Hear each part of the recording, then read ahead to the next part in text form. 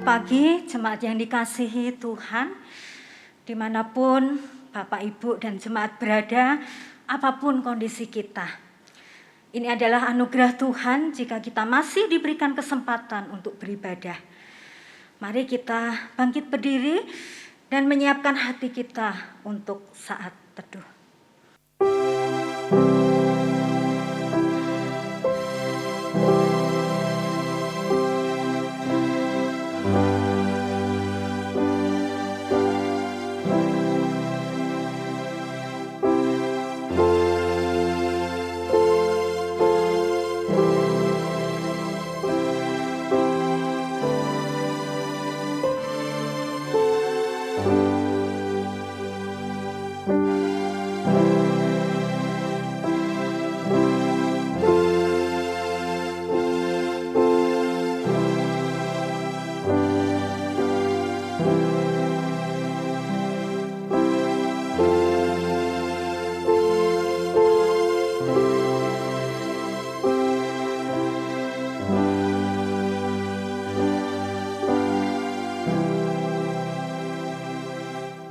Ibadah kita pada pagi hari ini kita akan mulai dengan satu pengakuan bahwa pertolongan kepada kita adalah di dalam nama Tuhan yang menciptakan langit dan bumi.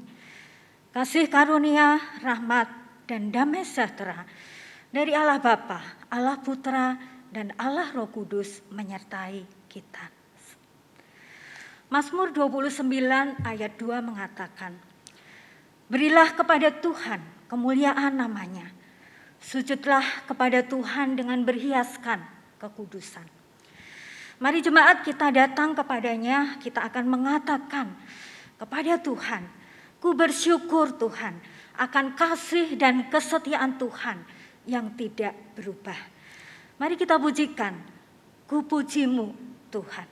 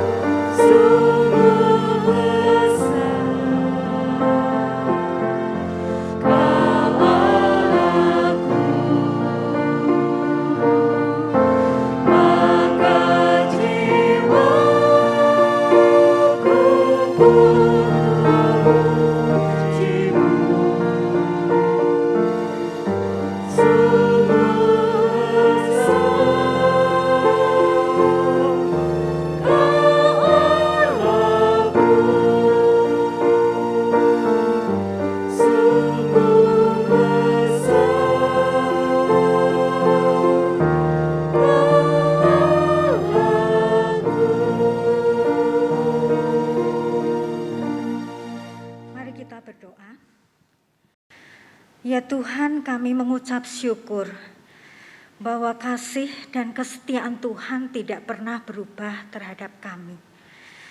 Pengampunan dosa yang Tuhan berikan, memberikan kedamaian di dalam hati.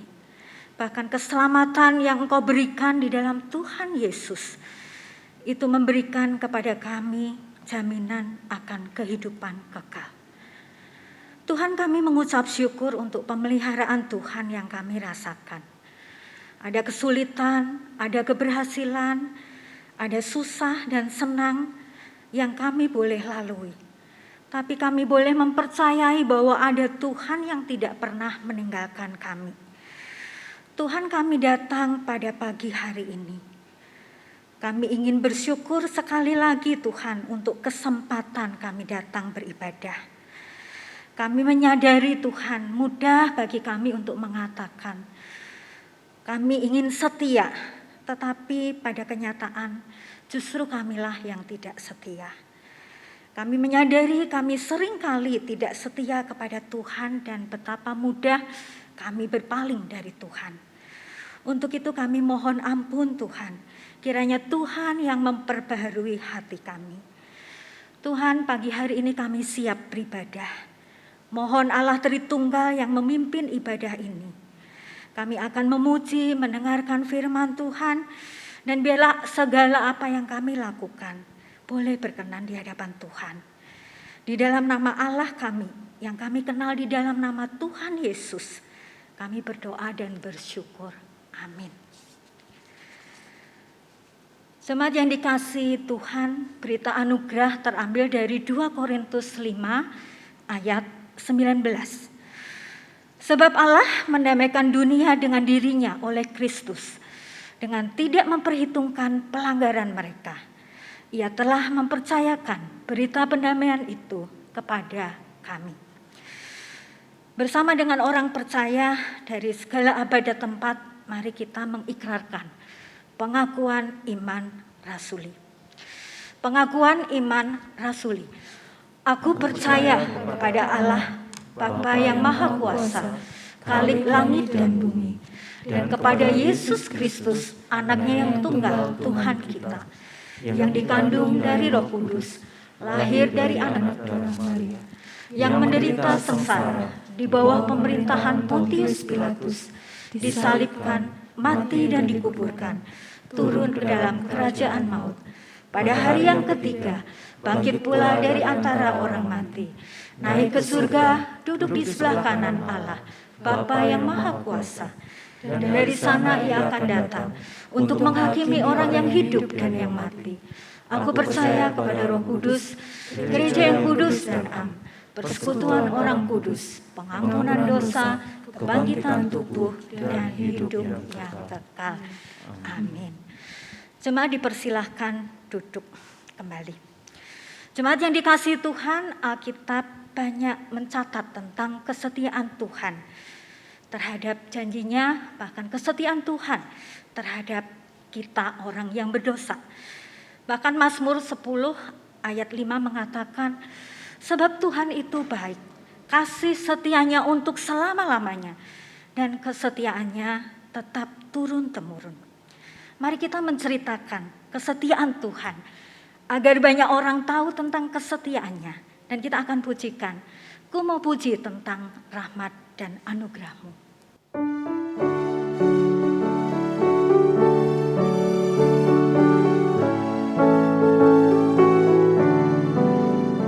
Ku mau puji tentang rahmat dan anugerah-Mu,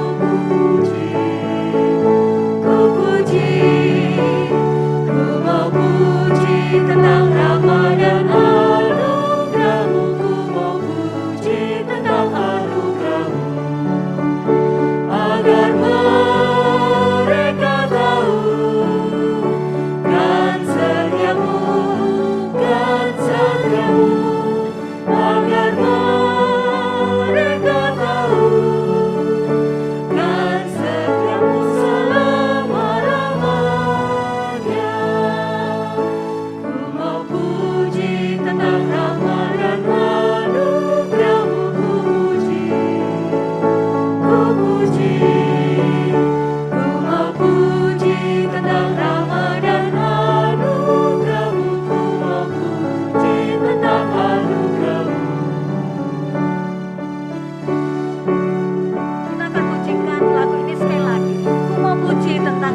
dan anugerah-Mu.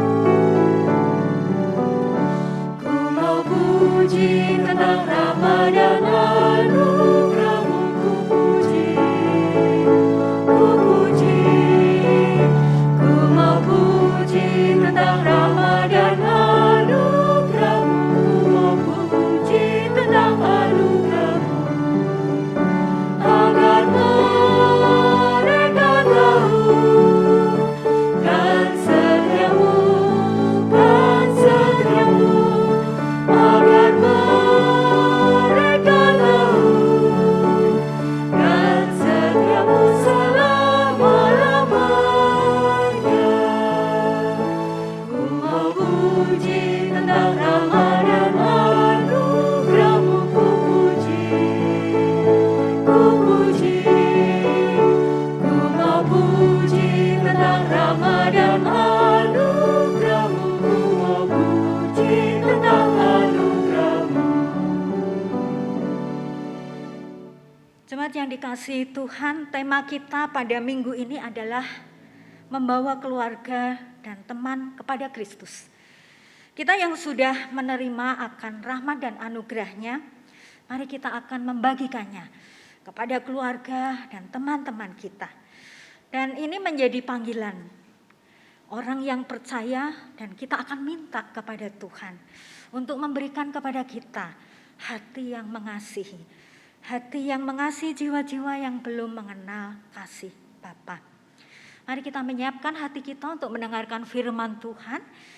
Kita akan pujikan, Tuhan ini tugas kami.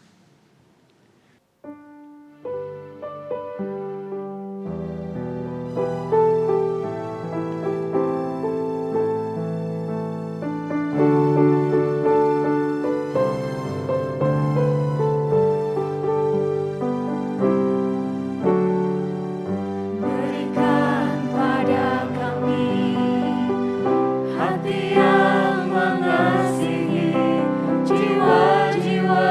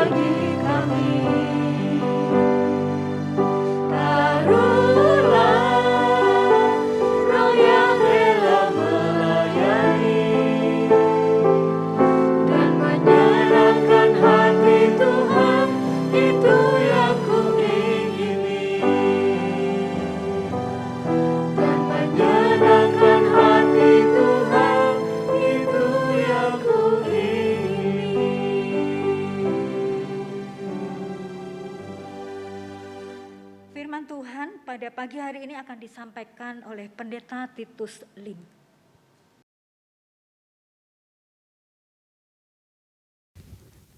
Shalom jemaat yang dikasihi oleh Tuhan. Bersyukur kepada Tuhan, hari ini kita masih diberikan satu kesempatan kembali untuk bersama-sama beribadah. Sebelum kita membaca, merenungkan dan belajar firman Tuhan, mari kita berdoa. Kami mengucapkan syukur Tuhan, tiap kali kesempatan demi kesempatan masih Tuhan boleh berikan kepada kami, sehingga kami bisa beribadah di tengah masa pandemik, di tengah saat-saat yang tidak mudah ini. Dan biarlah kiranya setiap ibadah yang boleh kami ikuti, membawa kami untuk lebih dekat kepada Tuhan, untuk kami lebih memahami apa yang menjadi maksud dan kehendak Tuhan atas hidup kami. Sekarang Tuhan, di dalam kesempatan yang Tuhan masih berikan, saat ini kami akan bersama-sama membaca, merenungkan dan belajar firman-Mu. Mohon kiranya Allah Roh Kudus yang menolong, memberikan pengertian dan kemampuan kepada kami untuk memahami. Dan bukan hanya memahaminya, tetapi juga melakukannya di dalam kehidupan kami hari lepas hari. Berkati dan tolonglah setiap kami Tuhan, terlebih hamba-Mu dalam segala keterbatasannya. Kiranya Allah Roh Kudus yang menolong dan memberkati, memberikan pengertian kepada kami. Dengar doa kami. Demi nama Tuhan Yesus kami mengucap syukur dan kami berdoa. Amin. Firman Tuhan hari ini terambil dari Injil Yohanes pasal yang pertama, ayatnya yang ke-35 sampai dengan ayatnya yang ke-51. Injil Yohanes pasal pertama, ayat yang ke-35 sampai dengan ayat 51. Tema kita hari ini adalah membawa keluarga dan teman pada Kristus. Demikian firman Tuhan. Murid-murid Yesus yang pertama. Pada keesok harinya Yohanes berdiri di situ pula dengan 2 orang muridnya. Dan ketika ia melihat Yesus lewat, ia berkata, "Lihatlah anak domba Allah." Kedua murid itu mendengar apa yang dikatakannya itu, lalu mereka pergi mengikut Yesus. Tetapi Yesus menoleh ke belakang, ia melihat bahwa mereka mengikut dia, lalu berkata kepada mereka, "Apakah yang kamu cari?" Kata mereka kepadanya, "Rabi," artinya guru, "di manakah engkau tinggal?" Ia berkata kepada mereka, "Marilah dan kamu akan melihatnya." Mereka pun datang dan melihat di mana ia tinggal, dan hari itu mereka tinggal bersama-sama dengan dia. Waktu itu kira-kira pukul 4. Salah seorang dari keduanya yang mendengar perkataan Yohanes lalu mengikut Yesus adalah Andreas, saudara Simon Petrus. Andreas mula-mula bertemu dengan Simon, saudaranya, dan ia berkata kepadanya, "Kami telah menemukan Mesias," artinya Kristus. Ia membawanya kepada Yesus. Yesus memandang dia dan berkata, "Engkau Simon, anak Yohanes, engkau akan dinamakan Kefas," artinya Petrus. Pada keesok harinya Yesus memutuskan untuk berangkat ke Galilea.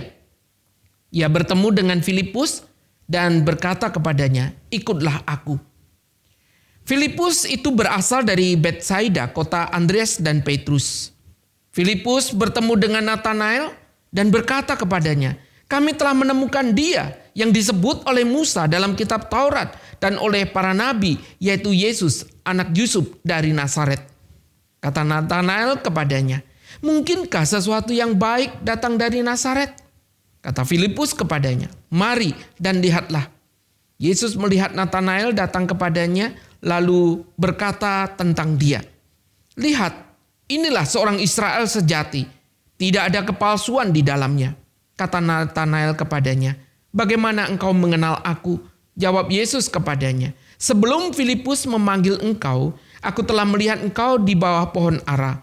Kata Natanael kepadanya, "Rabi, engkau anak Allah, engkau raja orang Israel." Yesus menjawab katanya, "Karena aku berkata kepadamu, aku melihat engkau di bawah pohon ara, maka engkau percaya? Engkau akan melihat hal-hal yang lebih besar daripada itu." Lalu kata Yesus kepadanya, "Aku berkata kepadamu, sesungguhnya engkau akan melihat langit terbuka dan malaikat-malaikat Allah turun naik kepada Anak Manusia. Sampai sejauh ini pembacaan firman Tuhan. Selamat dan berbahagia bagi kita yang membaca dan merenungkan serta melakukan di dalam kehidupan sehari-hari. Bersaksi, mengabarkan kabar baik, itu adalah tugas dan panggilan setiap orang percaya yang telah mengalami kasih karunia Allah di dalam Tuhan Yesus Kristus. Memang bersaksi tidaklah selalu mudah.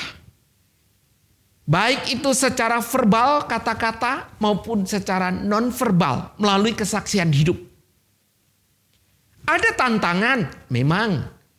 Tantangan itu bisa terjadi di luar dari diri kita.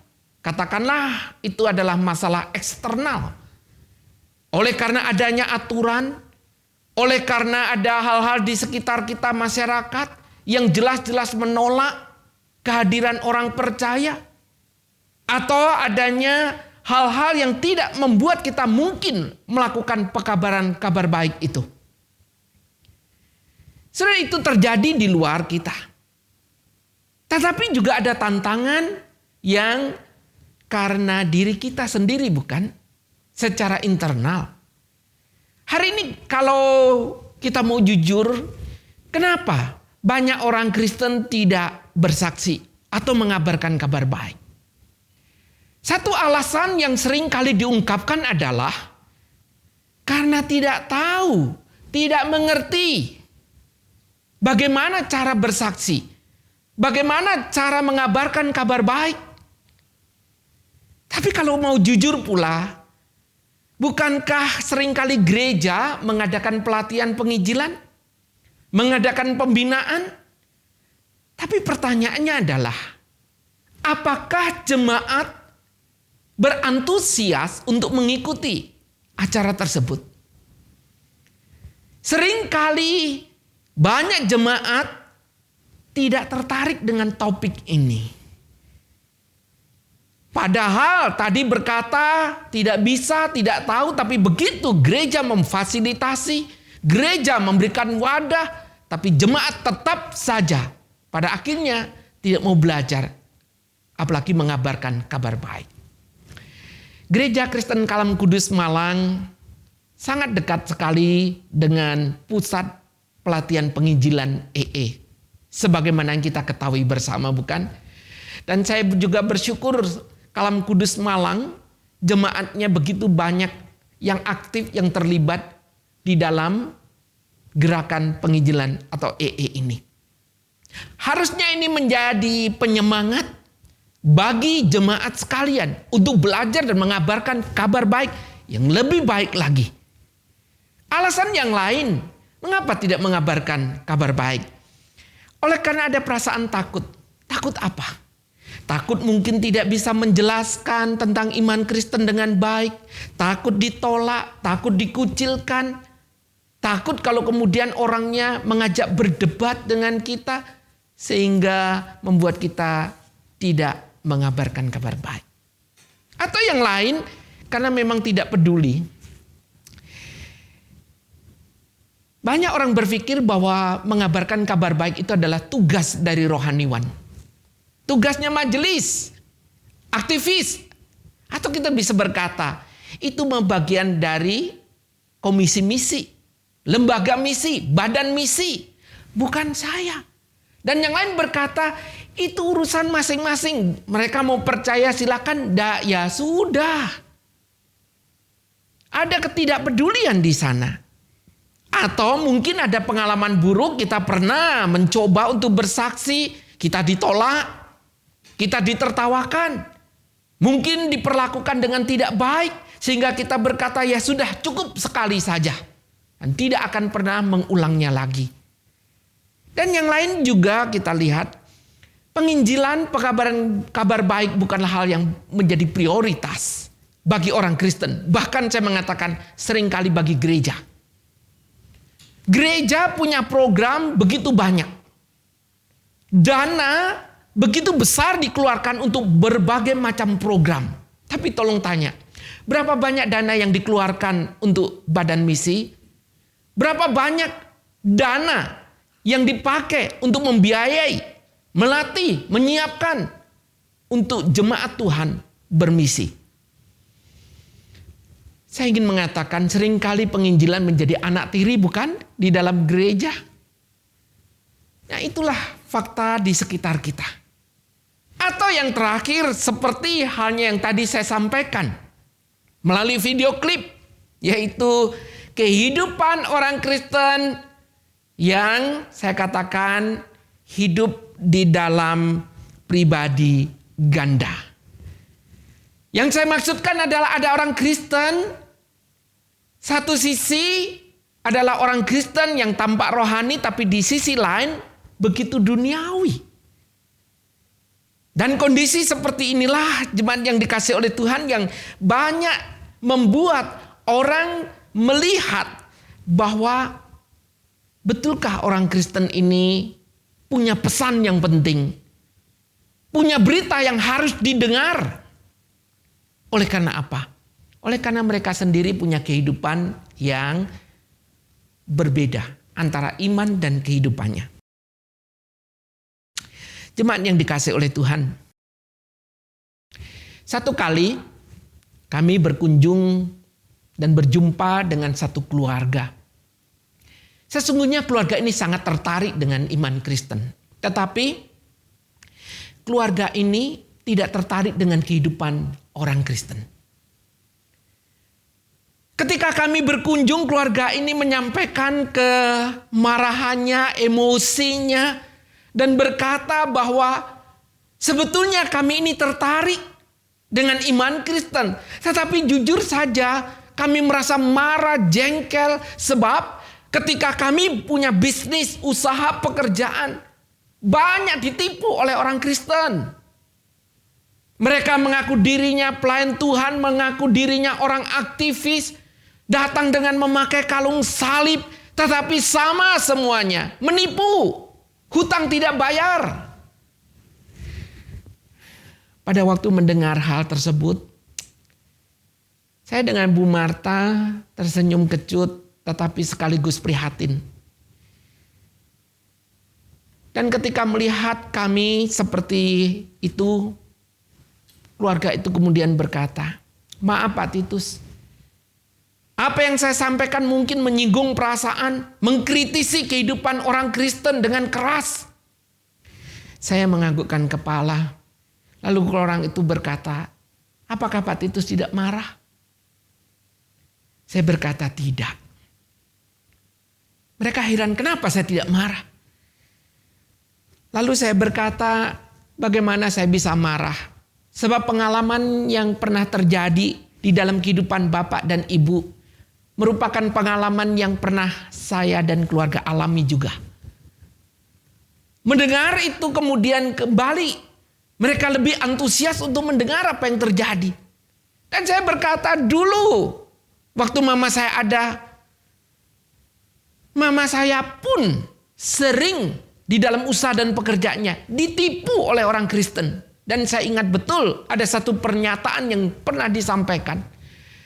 Mama saya berkata, bagaimana mungkin saya akan menjadi orang Kristen, percaya kepada apa yang dipercaya oleh orang Kristen, kalau mereka sering menipu mama.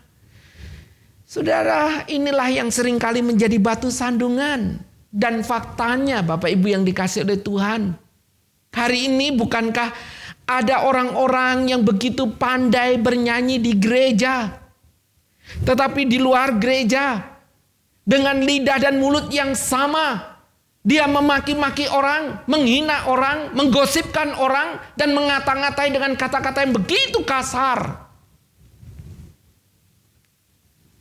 Orang yang di dalam kehidupannya di gereja bisa memberikan persembahan yang baik, tapi di luar gereja dia menekan orang lain, dia mengurangi hak orang lain, bahkan di sana dia mengambil hak orang lain.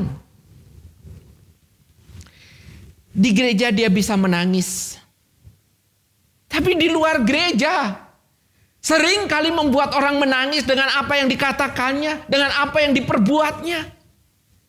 Di gereja mereka bisa baca firman Tuhan dengan baik, Tapi di luar gereja menjadi seorang yang menipu di sana sini. Di gereja begitu tampak saleh, suci, rendah hati, melayani, giat, aktif. Tapi di luar gereja, di rumah, di lingkungan di mana mereka berada, apa yang terjadi? Menjadi seorang yang begitu egois, pemarah, seorang yang begitu kasar dengan anggota keluarga, dengan orang-orang yang di dekatnya. Inilah fakta yang menyedihkan, bukan? Itu sebabnya seorang yang bernama Friedrich Nietzsche, seorang ateis, filsuf ateis. Ketika ada orang bertanya, mengapa engkau begitu sinis, begitu berpandangan negatif dengan orang Kristen?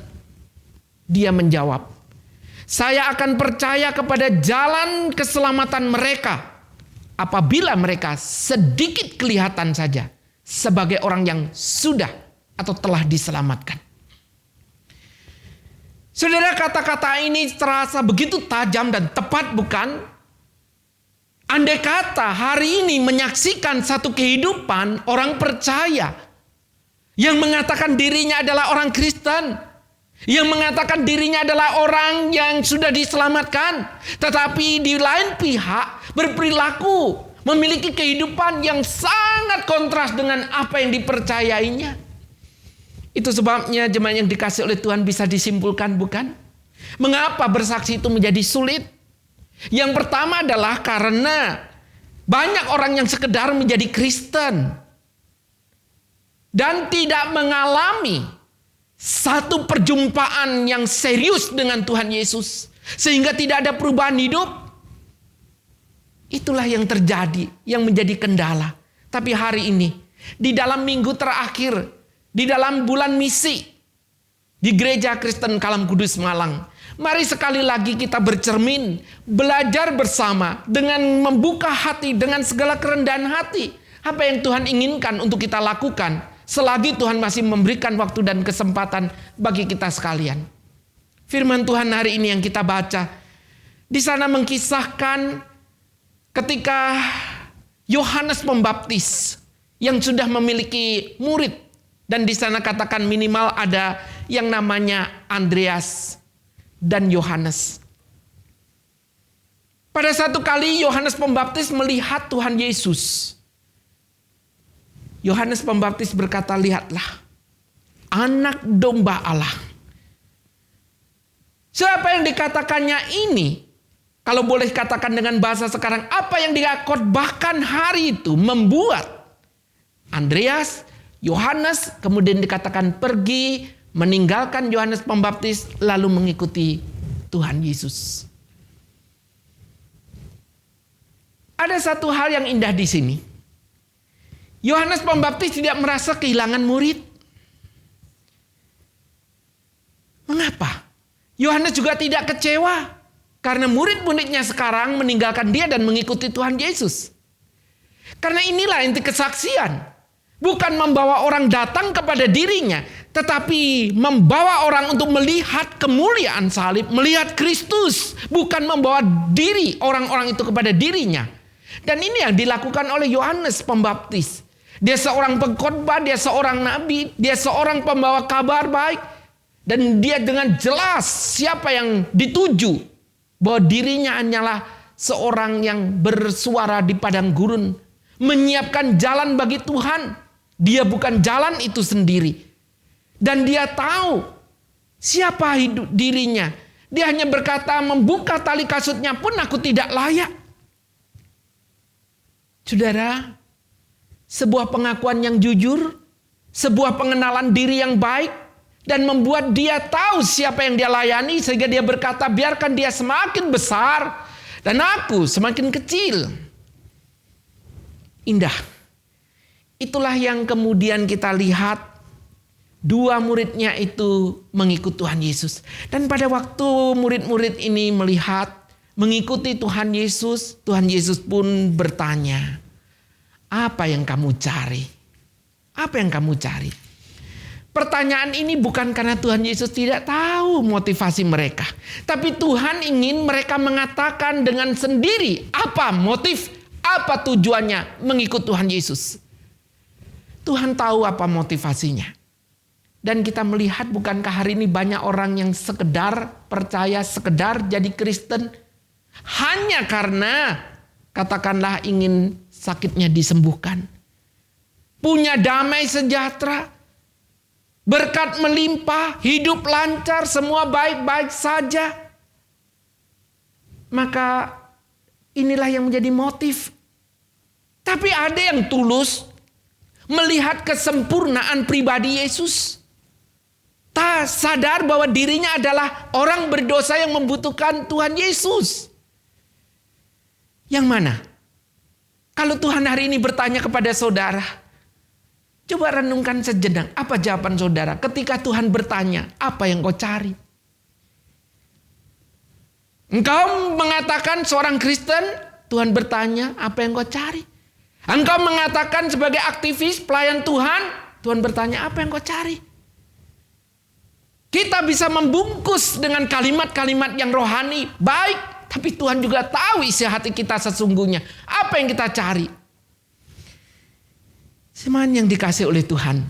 Tuhan menghargai Andreas dan Yohanes. Ketika mereka berkata, Rabi, di manakah engkau tinggal? Dengan pernyataan bahwa hal ini menunjukkan mereka ingin belajar, mereka ingin mendengar, tapi mereka juga ingin hidup bersama dengan guru yang dia ikuti ini. Dan Tuhan Yesus yang melihat motif itu berkata, mari ikutlah. Saudara yang dikasih oleh Tuhan, satu hal yang indah, bahwa Tuhan begitu menghargai kehadiran orang yang sungguh-sungguh mencari dirinya. Dan di sini ketika mereka betul-betul ingin mengikuti, Tuhan sekali lagi berkata, mari dan kamu akan melihatnya. Dan kamu akan melihat hal-hal yang dilakukan oleh Tuhan Yesus. Jemaat yang dikasihi Tuhan. Yang lain kita melihat setelah Andreas dan Yohanes mengikut Tuhan Yesus. Alkitab mengatakan maka keesok harinya Andreas pergi mencari keluarganya.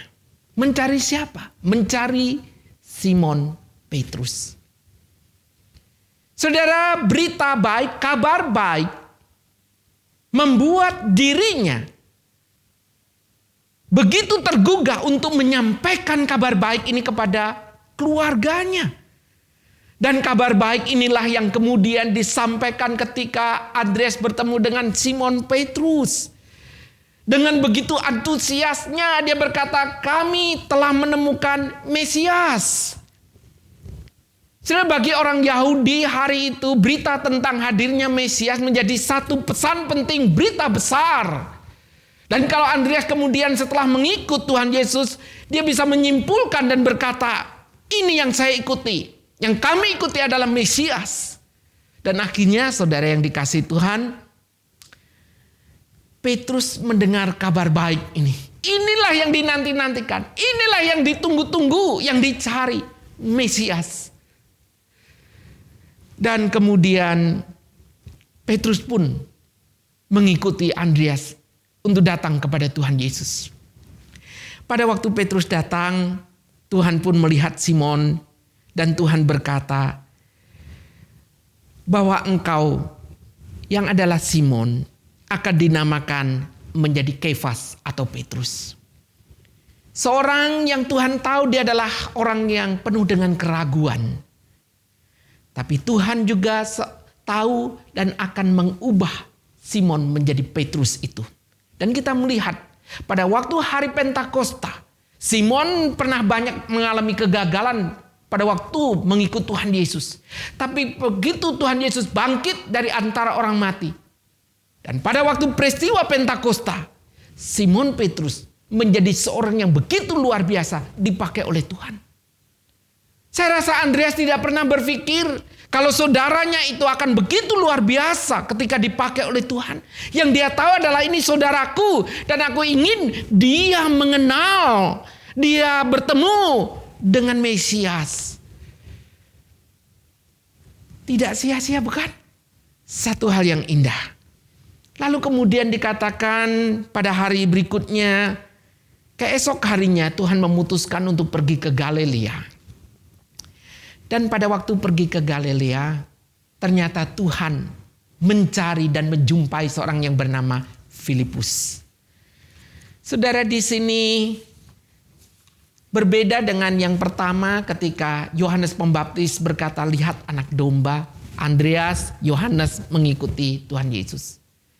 Berbeda pula dengan ketika Andreas berjumpa dengan saudara dan keluarganya Simon dan berkata, mari, aku telah menemukan Mesias. Kami berjumpa dengan Mesias. Lalu kemudian Petrus atau Simon Petrus mengikut Andreas dan bertemu dengan Tuhan. Tapi kali ini Tuhan Yesuslah yang mencari dan Tuhan Yesus yang mendapati Filipus.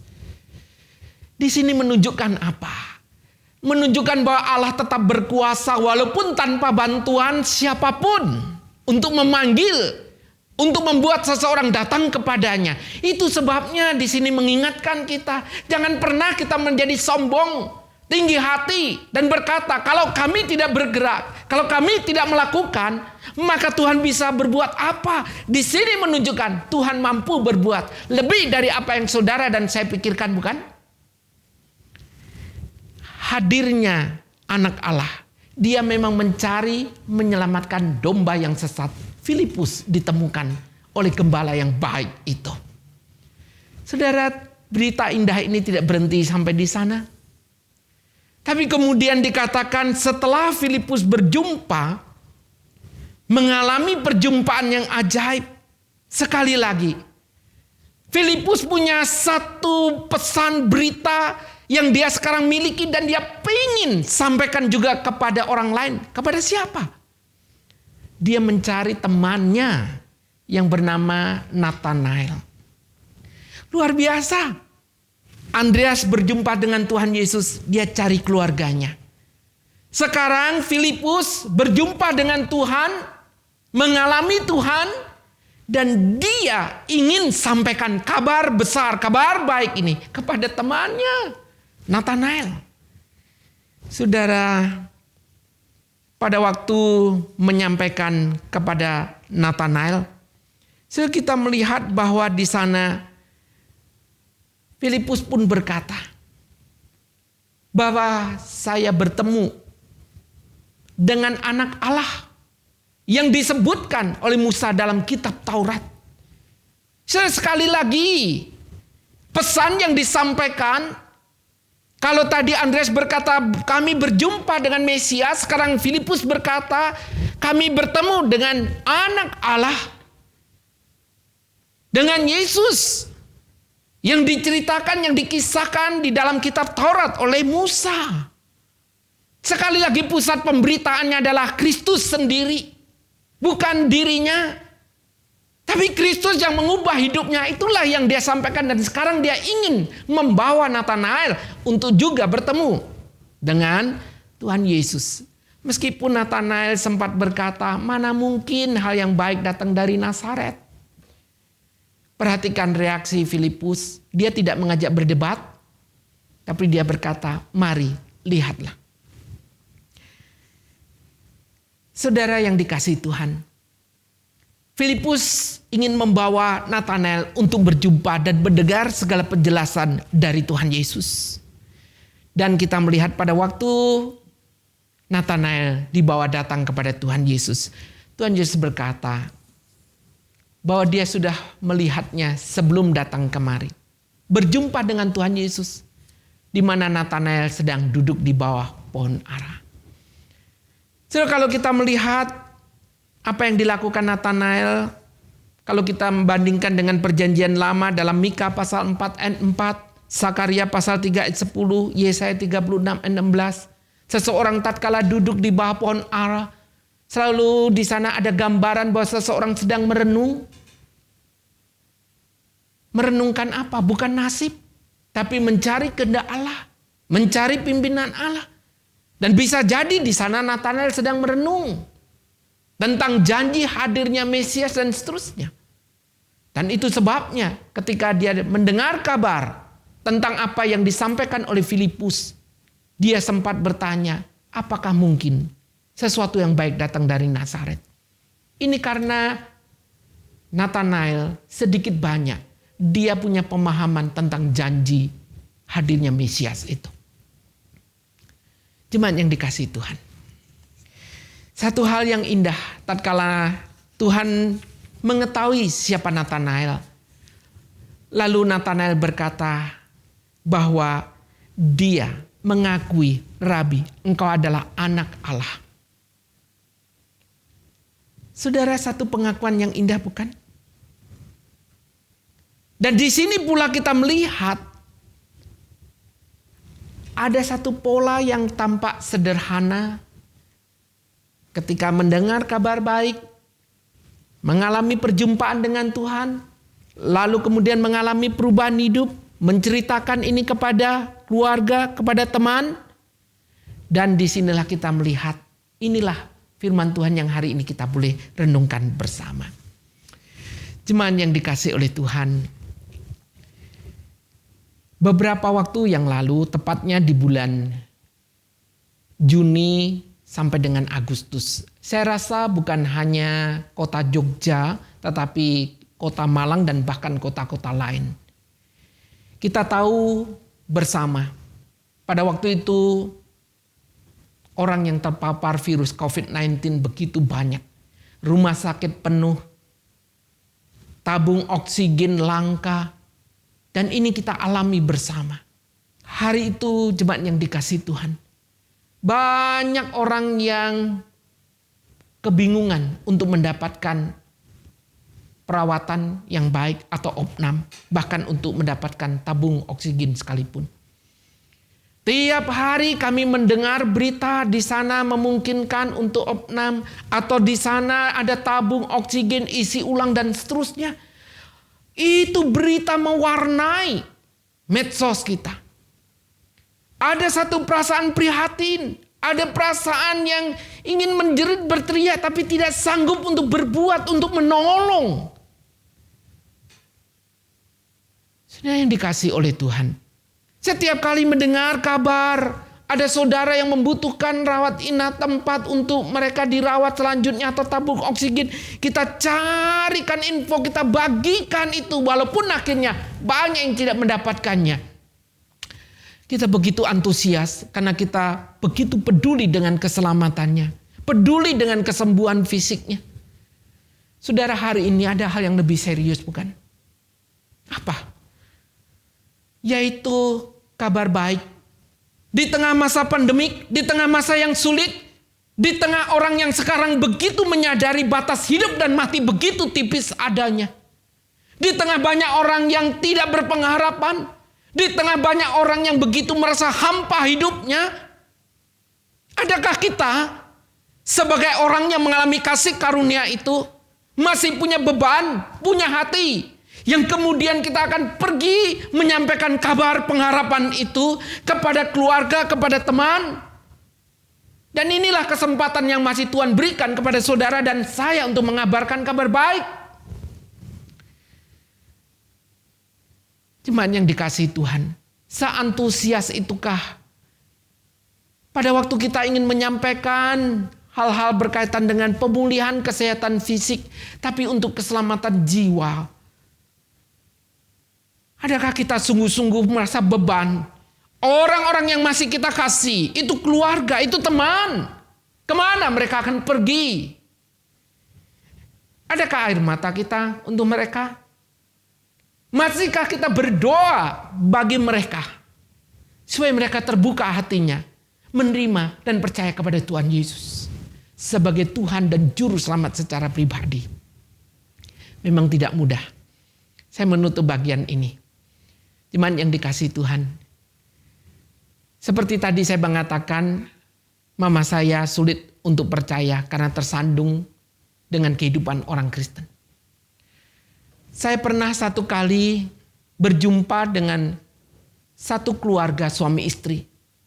Yang mana sebelum saya sekolah Alkitab, di saat saya membantu mama saya berdagang dan ada satu usaha sampingan, yaitu jualan SDSB. Bapak Ibu masih ingat SDSB? Kalau masih ingat dan Bapak Ibu tersenyum, saya bertanya, pernah beli? Jangan khawatir Bapak Ibu, sebelum saya bertobat saya juga jualan SDSB karena harus membantu orang tua. Tapi yang ingin saya sampaikan, hari itu mama saya dibohongi sama rekan kerjanya berkaitan dengan masalah tersebut. Dan waktu mendengar ini saya marah. Saya tanya, yang mana orangnya? Saya akan temui. Dan betul hari itu saya pergi naik motor, saya jumpai. Dan ketika bertemu dengan istrinya di tokonya, saya belum ngomong apa-apa. Baru datang saya mau ngomong, tapi istrinya ngomong terus, gak ada titik komanya saudara. Saya kalah ngomong dengan seorang istri ini. Sampai akhirnya karena saya gak bisa ngomong, saya gebrak itu mejanya. Dan saya bilang, bisa diam atau tidak? Kalau tidak bisa diam, saya bakar tokomu nanti. Apalagi tidak kembalikan apa yang menjadi hak dari mama saya. So dalam kemarahan itu, saya marah, saya tuding, saya mengatakan tidak kembalikan, saya bakar nanti tokomu. Lalu saya ambil motor, saya hidupkan, saya pulang. Selang beberapa waktu suami istri ini kemudian menyusul ke rumah. Lalu menemui mama saya berkata, "Mah, mana anakmu yang bernama Cuan itu?" Saya dulu dipanggil Cuan begitu. Dia mau datang, mau bakar rumah. Lalu kemudian diselesaikan dengan mama. Padahal saya ada di kamar dan saya mendengar apa yang dikatakan. Dalam hati saya berkata, saya mau bakar ya siapa begitu. Tampang kayak saya masa bakar toko begitu. Tapi saudara, satu hari Tuhan punya humor bagi saya besar tinggi sekali. Setelah bertahun-tahun akhirnya saya berjumpa kembali dalam satu ibadah di mana saya sedang berkhotbah dan sepasang suami istri duduk kok ya pas di depan saya begitu, lurus dengan saya berdiri di mimbar itu. Ketika saya sedang mau berkhotbah, saya melihat dua orang itu, saya langsung ingat bahwa itu adalah orang di mana saya pernah marah. Sudah bisa bayangkan? Saya ingat, kira-kira mereka ingat betul, karena waktu saya mau khotbah mereka pun sudah bisik-bisik suami istri ini. Mungkin mereka berkata, "Loh, yang khotbah ini kayaknya yang dulu anaknya Mak Wah itu ya, yang mau bakar toko kita." Kira-kira begitu. Sudah bisa bayangkan? Kalau hari itu saya belum bertobat, mereka belum bertobat, lah saya di sini kemudian melihat mereka, saya bilang, "Ini orang yang dulu membohongi mama saya." Mereka pun juga melihat saya berkata, "Yang khotbah itu kalau belum bertobat, bayangkan." Dikit-dikit marah dan berkata, "Bertobat tidak, kalau tidak tak buang tokomu, tak bakar tokomu," begitu. Atau orang lebih kasar berkata, "Kalau tidak bertobat tak wantemi," begitu. Orang Jawa Timur bilang begitu kan. Saya berkata, puji Tuhan, mereka bertobat, saya bertobat.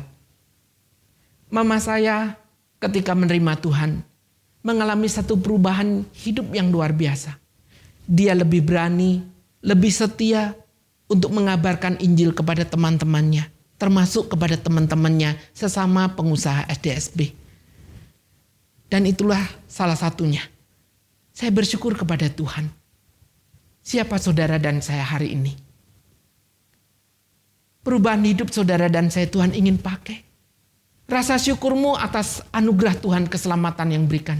Tuhan ingin memakai untuk menjadi saksi yang baik bagi orang-orang di sekitar saudara. Kiranya Tuhan menolong dan mengasihani kita. Amin. Mari kita berdoa. Tuhan, ampuni kalau selama ini kami hanya memikirkan diri sendiri. Kami kurang peduli, bahkan kami menutup mata dan telinga kepada anggota keluarga, kepada teman-teman yang kami kasihi. Padahal mereka sedang berjalan menuju kepada kebinasaan jikalau hidup tanpa Engkau. Tuhan, tolonglah, gerakkanlah hati kami. Tolonglah kami untuk peduli. Biarlah kami mulai belajar mengabarkan kabar baik dengan kasih dan pertolongan dari Tuhan. Berkati keluarga besar Gereja Kristen Kalam Kudus Malang. hamba Tuhan, majelis, jemaat, para aktivis untuk semakin giat di waktu dan kesempatan yang masih Tuhan berikan untuk mengabarkan kabar baik. Dengarlah doa permohonan kami ya Tuhan, yang kami alaskan demi nama Tuhan kami Yesus Kristus. Kami ucap syukur dan kami berdoa. Amin. Demikianlah firman Tuhan yang boleh kita pelajari bersama. Kiranya Tuhan terus menolong, memampukan kita untuk mengabarkan kabar baik. Tuhan Yesus memberkati.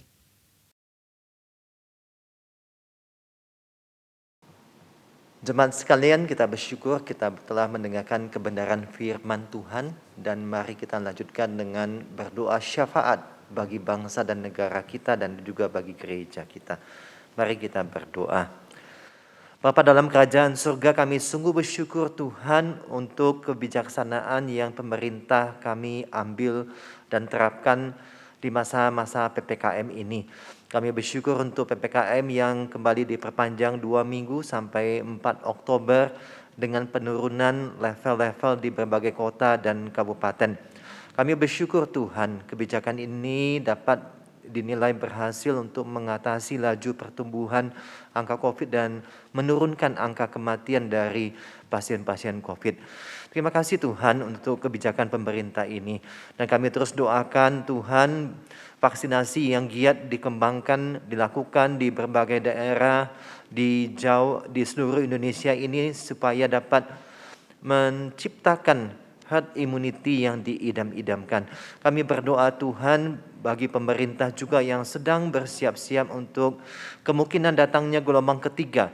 Kami berdoa biarlah dengan herd immunity yang ada, bangsa kami siap dan juga dapat menghadapi kemungkinan datangnya gelombang ketiga dari COVID-19 ini.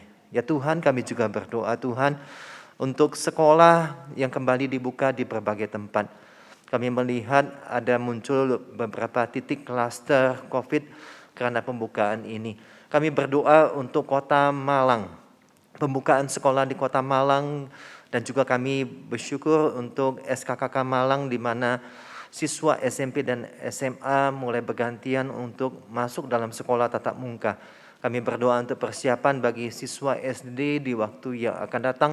Kiranya ada waktu yang tepat untuk melaksanakan sekolah tatap muka. Kami terus berdoa ya Tuhan, sehingga kebijakan yang dilakukan ini dapat mengembalikan fungsi pendidikan di sekolah jauh lebih efektif ketika ada interaksi langsung dari guru ke siswa dan juga pendampingan orang tua dapat berjalan dengan baik. Kami bersyukur ya Tuhan.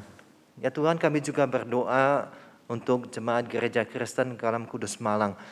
Kami terus berdoa Tuhan untuk situasi PPKM yang panjang akan berdampak pada ekonomi masyarakat dan juga termasuk jemaat kami. Kami berdoa biarlah jemaat juga diberikan hati yang tetap bersandar kepada Tuhan, melihat, memohon bagaimana penyertaan Tuhan bagi kehidupan masing-masing jemaat menghadapi pergumulan situasi saat ini. Kami juga berdoa untuk jemaat-jemaat yang terus bergumul dalam pemulihan kesehatan. Biarlah Tuhan yang boleh menyertai. Kami berdoa secara khusus untuk pemulihan dari penginjil Matius Siswanto, Tuhan berkaitan dengan mata beliau. Biarlah Tuhan yang juga boleh memimpin, menyertai dokter yang menangani sehingga dapat memberikan terapi yang tepat, pengobatan yang tepat, dan petunjuk-petunjuk yang diberikan dapat memulihkan kondisi penglihatan dari penginjil Matius Siswanto. Kami juga berdoa untuk jemaat-jemaat lainnya Tuhan yang juga bergumul dengan kesehatan mereka. Biarlah Tuhan juga yang mampukan untuk pemulihan kondisi kesehatan yang ada. Ya Tuhan, kami juga bersyukur untuk pemeliharaan Tuhan sampai saat ini. Dan jika kami akan memberikan persembahan, biarlah persembahan yang diberikan keluar dari hati kami yang melihat pemeliharaan Tuhan, bersyukur dalam setiap kondisi keadaan yang Tuhan izinkan kami alami, agar kami memandang dengan iman terhadap pemeliharaan Tuhan. Terpujilah namamu Tuhan, kami naikkan semua doa-doa kami ini di atas satu nama, yaitu Tuhan Yesus Kristus. Amin. Shalom jemaat sekalian, kita sungguh bersyukur kita boleh mengikuti ibadah pada pagi hari ini. Biarlah firman Tuhan yang disampaikan oleh Pendeta Titus Lim boleh meneguhkan, menguatkan iman kita. Terima kasih kepada Pendeta Titus Lim dari GKKK Yogyakarta yang telah menyampaikan kebenaran firman Tuhan.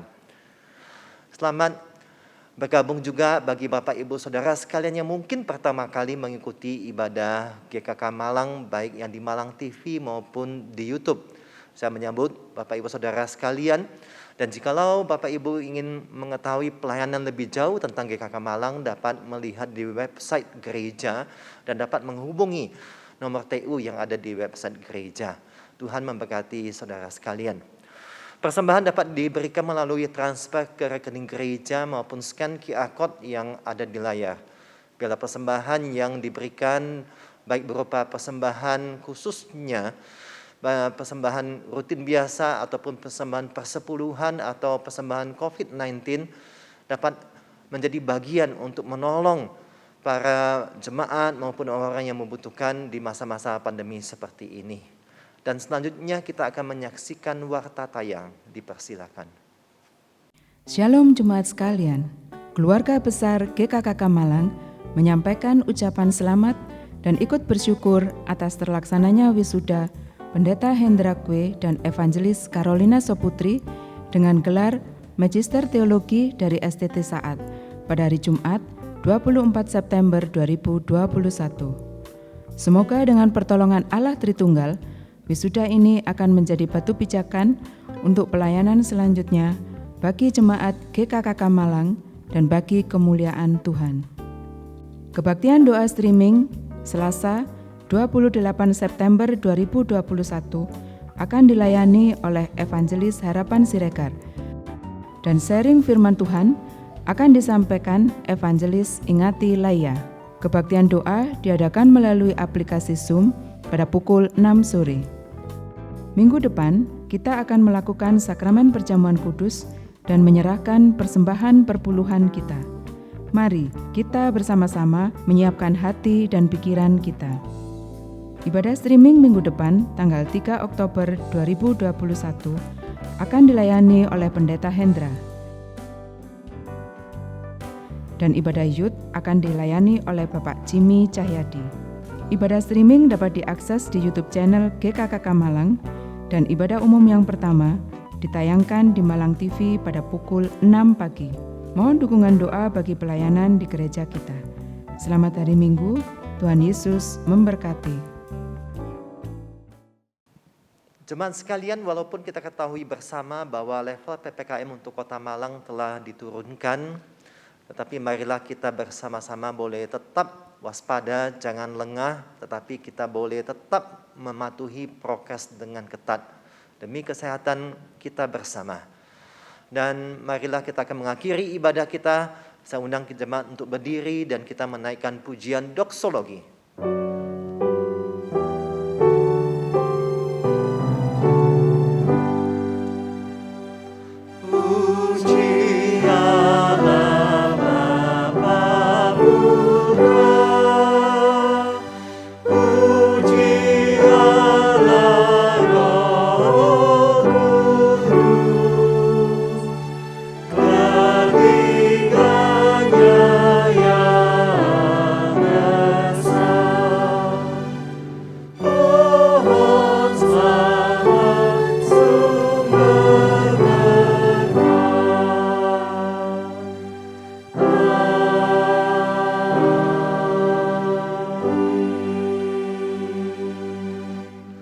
Jemaat yang dikasihi oleh Tuhan dan yang mengasihi Tuhan, jadilah jemaat yang melihat kepada keluarga-keluarga kita, teman kita yang belum percaya kepada Kristus. Bawalah mereka kepada Kristus dan supaya mereka mengenal Injil yang menyelamatkan mereka. Dan arahkanlah mata hati dan pikiran kita kepada Tuhan dan terimalah berkat dari Tuhan. Tuhan memberkati engkau dan melindungi engkau. Tuhan menyinari engkau dengan wajah-Nya dan memberi engkau kasih karunia.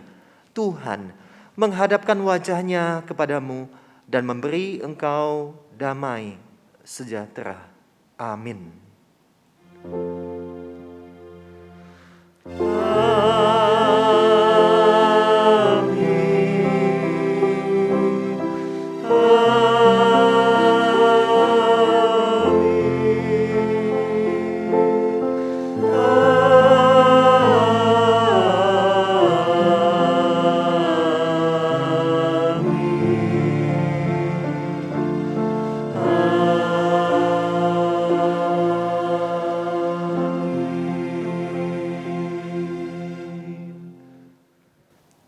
kita selesai, silakan mengambil saat teduh. Tuhan Yesus memberkati kita sekalian. Amin.